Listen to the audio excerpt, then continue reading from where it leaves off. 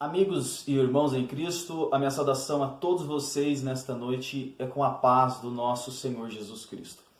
Nós estamos mais uma vez nesta seleção de vídeos falando a vocês sobre a Reforma Protestante. E hoje nós estamos aqui, mas antes até de começar esse vídeo, eu já quero fazer a vocês o pedido para que vocês, nossos amigos, possam nos ajudar deixando o seu like e também ajudar-nos inscrevendo-se no canal. Compartilhe esse canal, compartilhe os nossos vídeos e vamos juntos aí espalhar o conhecimento sobre a Reforma Protestante. Aqui nós estamos para aprender e juntos nós iremos aprender com a Palavra de Deus. Então não se esquece de se inscrever em nosso canal e deixar aí o seu like. Nos acompanhe por estes vídeos e com certeza nós seremos edificados pela Palavra de Deus e pela história que tem muito a nos ensinar.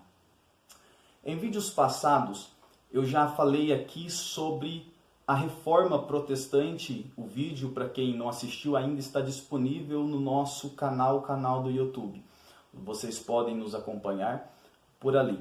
Então, o nosso vídeo já está disponível e falamos sobre a Reforma Protestante, uma grande ação, um marco na história do protestantismo através da pessoa do reformador Martinho Lutero. É interessante notarmos que a reforma ela foi um marco na história, o que na verdade causou uma grande revolução não só na Alemanha, mas em todo o mundo através do monge agostiniano Lutero. E a reforma ela teve algumas marcas, ela teve alguns pontos que foram fundamentais, que na verdade solidificaram toda a ação da reforma, que na verdade é importante notarmos que ela deu início ali em 1517 na pessoa de Lutero, mas que ela não ficou apenas isolada ou presa àquele tempo, não ficou apenas isolada na Alemanha, mas que se expandiu a todo o mundo, não somente pela pessoa de Lutero, mas também pela pessoa de muitos outros reformadores e até mesmo pelos puritanos que o sucederam e continuaram aí, deram continuidade à ação iniciada por Lutero. Amados ouvintes e irmãos conosco aí conectados, hoje na nossa seleção de vídeos, visto que já falamos aí sobre a reforma de maneira sintetizada, de maneira com uma visão geral e panorâmica sobre alguns assuntos, hoje nós vamos dar prosseguimento falando de um dos pontos que foram marcantes na Reforma Protestante. A Reforma Protestante ela tem 5 pontos conhecidos como os pontos fundamentais, aquilo que fundamentou e até hoje fundamenta aí todo o cristianismo protestante, que também foi conhecido como as 5 solas. Hoje irei tratar com vocês sobre um dos pontos das 5 solas, que é a sola Escritura. Vemos dentro do cenário da igreja medieval, da igreja daquele tempo, a igreja católica apostólica romana, que a igreja, como já foi tratado, ela mantinha um certo tipo de domínio, de controle sobre o seu povo, sobre o povo daquela época, por motivo deles serem ignorantes em relação à palavra de Deus. Tanto é que um dos principais pontos que os reformadores defendiam, e tanto é que foi exatamente isso que, na verdade, fez a reforma se expandir por todo o mundo, foi o fato de Lutero traduzir as escrituras do latim para o alemão, para a língua do povo, para que o povo também pudesse ter acesso às escrituras, estudar as escrituras, algo que a igreja ou o alto clero do seu tempo não queria e não permitia. Tanto é que Lutero foi levado até diante de um tribunal para ser julgado. E quando Lutero estava diante do tribunal para ser julgado, ele ainda continuava dizendo que a sua mente permanecia cativa à palavra de Deus. Então é interessante notarmos que esse foi um dos principais pontos. A reforma, na verdade, ela ganhou a sua força, ganhou uma proporção em todo o mundo, a partir do momento em que a Bíblia começou a ser traduzida. Até o momento, apenas o alto clero tinha acesso a ela, pois a Bíblia ela estava escrita, as escrituras estavam escritas no latim. Então, se o povo não tinha acesso às escrituras, logo eles se tornavam como que ignorantes em relação as verdades da palavra de Deus, e a igreja assim mantinha um certo tipo de autoridade sobre eles.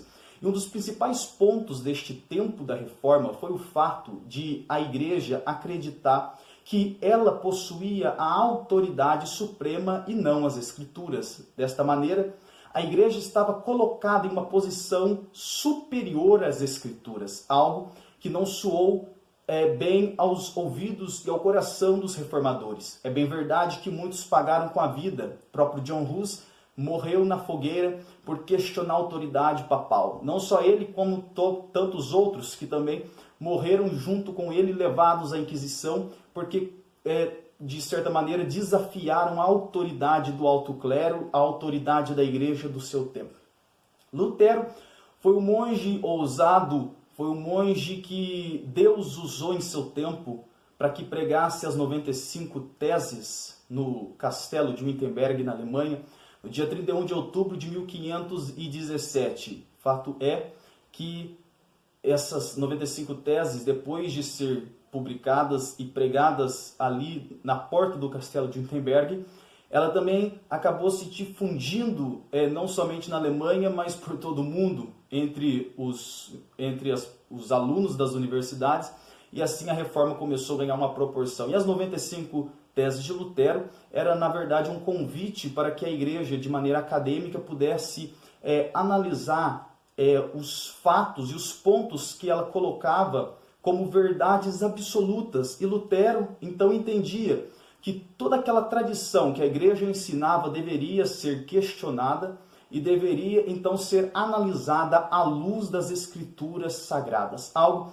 que não soou bem ao ouvido da igreja e do alto clero. Quando estava à beira da morte, Lutero, diante de um tribunal, para ser julgado, existe até uma frase de Lutero, eu quero ler com vocês. Lutero, ele mais ou menos disse, a frase que Lutero deixou foi mais ou menos assim: diante de um tribunal pronto a ser morto por questionar a autoridade da igreja, ele disse: a menos que vocês provem para mim, pela escritura e pela razão, que eu estou enganado, eu não posso e não me retratarei. Minha consciência é cativa à palavra de Deus. Ir contra a minha consciência não é correto nem seguro. Aqui permaneço eu. Não há nada mais que possa fazer. Que Deus me ajude. Amém.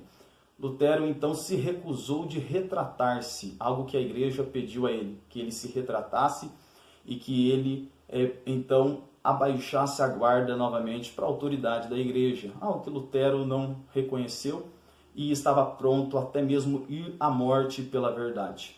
Quando a igreja se posicionou como uma instituição que estava acima da luz das escrituras sagradas, é importante nós notarmos que os reformadores também se posicionaram contra, pois os reformadores de seu tempo, eles então cravaram um dos pontos muito fortes que solidificaram a reforma protestante, que é a sola escritura.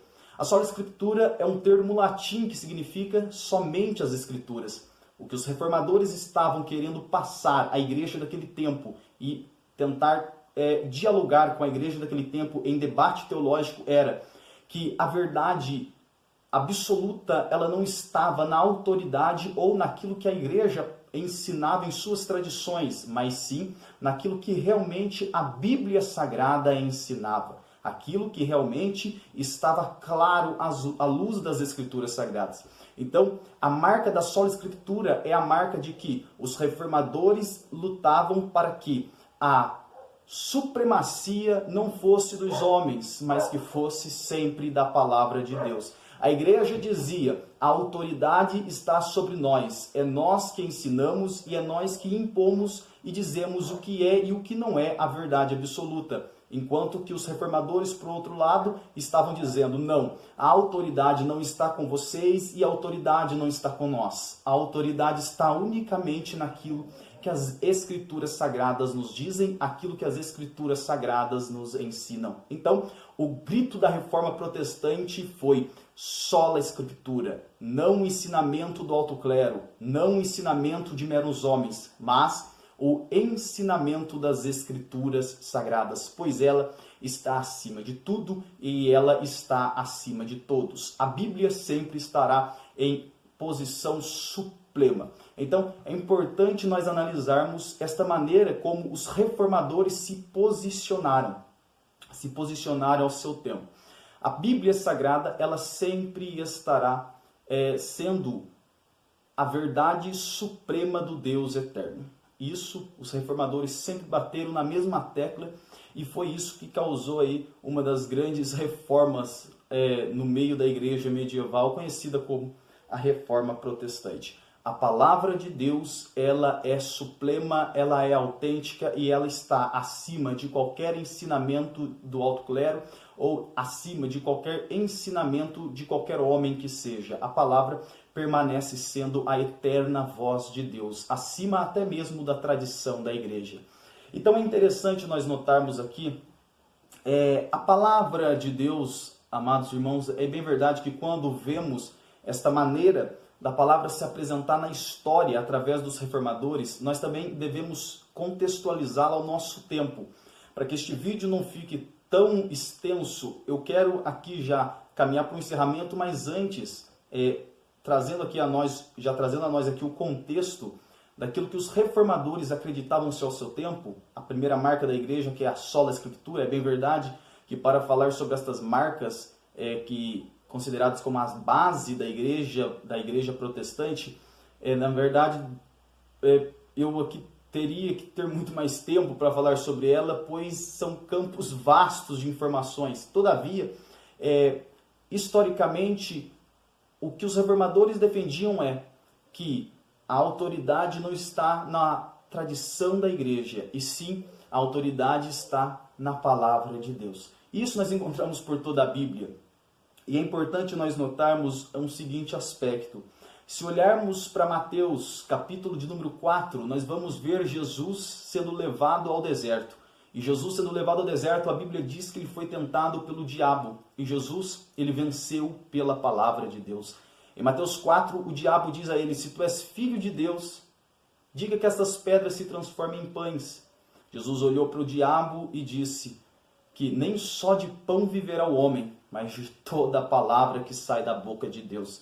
O diabo novamente olhou para Jesus, levou ele até o pináculo de um templo e disse a ele: lança-te daqui abaixo, porque aos teus anjos dará ordem a teu respeito, tomar-te-ão pela mão para que não tropece com teu pé em pedra, está escrito na lei. Jesus olhou para ele e disse: também está escrito, não tentarás o Senhor teu Deus. Novamente Jesus venceu pela palavra.